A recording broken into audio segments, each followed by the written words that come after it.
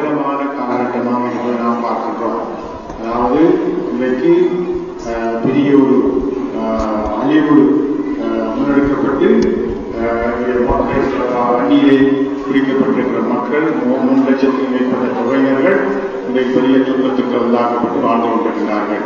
அவருடைய நிலையை அறிவதற்காக நான் சென்ற மாதம் சென்றிருந்தேன். அவருடைய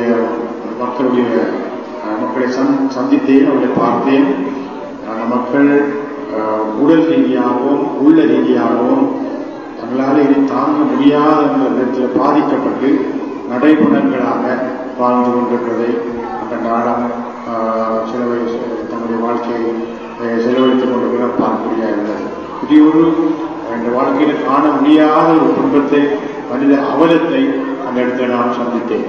அவை இப்படிப்பட்ட இந்த நேரத்திலே இப்படிப்பட்ட ஒரு நிலை நம்முடைய மத்தியில் உருவாகி நம்முடைய சொந்த மக்கள் வங்கியிடம் அவதிப்படுகிறார்கள். எத்தனையோ பேர் போர் புரிகின்ற அந்த களத்திலே பிரேதமாக்க கொல்லப்படுகிறார்கள், நிறைய கொல்லப்படுகிறார்கள். நிறைய கை இழந்தவர்களாக இருந்து வாழ்க்கை முழுவதும் முடங்கி போகின்ற அந்த போக்கெல்லாம், முடக்கி வைக்கின்ற போக்கெல்லாம் இன்றைக்கு கொடூரமாக முன்னெடுக்கப்பட்டுக் கொண்டிருக்கிறது.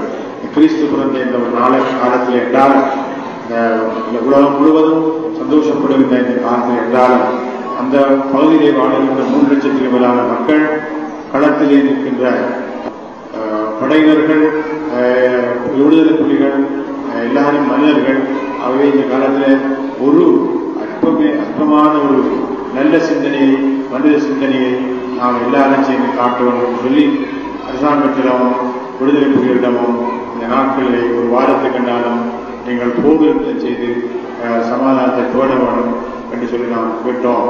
5 ஆயர்கள், யாழ்ப்பாண ஆயர், நான் மன்னர் ஆயர், அன்றாடர்கள் ஆயர், வேறு 4 கத்தோலிக்க ஆயர்கள், எங்களுடைய மக்கள் தான் இந்த இடத்துல புறப்பட்டுக் கொண்டிருக்கிறவர்கள். அதோடு எங்கிலிக்கன் சபையை சேர்ந்த திருவண்ணாமலை ஆயர், மற்றது கொழும்பு ஆயர், அவருடைய மக்கள் இந்த போதையை வாழ்கிறார்கள்.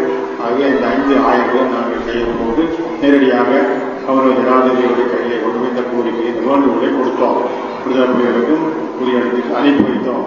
ஆயினும் அது செய்யப்பட மாட்டாது என்று சொல்லி நேற்றைய பத்திரிகைகளிலே கூறப்பட்டுள்ளது. போர்வற்றம் செய்யப்பட மாட்டாது என்ற அந்த துக்கமான அந்த செய்தியை நாங்கள் நேற்று பத்திரிகையிலே பார்த்திருக்கலாம். ஆகவே இந்த காலத்திலே கூட இப்படி ஒரு இலக்காரத்தை எல்லாரும் மனுஷர்கள் தான், மனுஷ உயிர்களை மதிக்கணும்னு சொல்லி இந்த காலத்தில் எல்லாரும் அந்த பிள்ளைகள் அதை ஒருவருக்கும் உயிராக சொல்லக்கூடாது, காயப்படுத்தப்படக்கூடாது, ரத்தம் சிந்தக்கூடாது. இந்த காலத்தில் எல்லாரும் கடவுள் வாழ்வு கொடுக்க வந்தவர். ஆகவே எல்லா மக்களாலும் மகிழ்ச்சியாக கொண்டாடப்படுற இந்த நாள் இவர்களுக்கு ஒரு மகிழ்ச்சியை கொடுக்கணும். அந்த இடத்திலே குடிவந்திருக்கிற வெற்றி வாழ் மக்கள் நிம்மதியாக ஒரு விழா என்றாலே சென்று கோயில்களுக்கு என்றாலும் போய் இந்த விழாவை கொண்டாடுவதற்கு ஒரு சந்தர்ப்பத்தை கொடுக்கின்றன. அவர்களுக்கு கொடுக்கப்படவில்லை.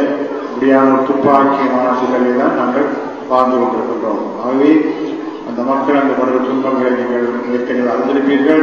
நான் கடிதம் மூலம் எழுதி அனுப்பியிருந்தேன். அந்த மக்களுடைய நல்வாழ்வுக்காக ஏதோ ஒரு விதத்தில் அவர்கள் கடன் கொடுக்க வேண்டும் என்ற உயர்ந்த எண்ணத்தை உங்களுடைய உள்ளங்களை கொண்டு மறை மாவட்ட மக்கள் கிட்டத்தட்ட நாங்கள் கேட்டதுக்கு இணங்க ஒரு 25-26 லட்சம் பணம், 26 லட்சம் ரூபாய்கள் சேர்த்தந்தால் இப்போது நாம் கொடுத்திருக்கிறோம். அந்த மக்கள் அதை மிகவும் நன்றியோடு ஏற்று சிறப்பாக எங்களுக்காக அவர்கள் மக்கள் யாரும் இறைவனை பார்த்து பிரார்த்திக்கணும். உலகத்தில் சமாதானம் கொண்டு வருவதற்கு நம்முடைய நாட்டில் உண்மையான சமத்துவம், சமாதானம், அரசியல் தீர்வு ஏற்பட வேண்டும் சொல்லி நாங்கள் எத்தனையோ நாடுகளில் கடமைத்திருக்கிறோம். ஆனால் அவையெல்லாம் உங்களுக்கு முழு பயனை அடைவதாக அழைத்துக் கொடுப்பதாக இல்லை, தொடர்ந்து கொண்டு போகின்றது. ஆகவே வல்லமையுள்ள இறைவனுடைய பக்கமாக நான் திரும்பி கருத்தை உயர்த்தி நோன்பிருந்து செவிக்க வேண்டும் என்று சொல்லி நான் மக்களை கேட்டுக்கொண்டேன்.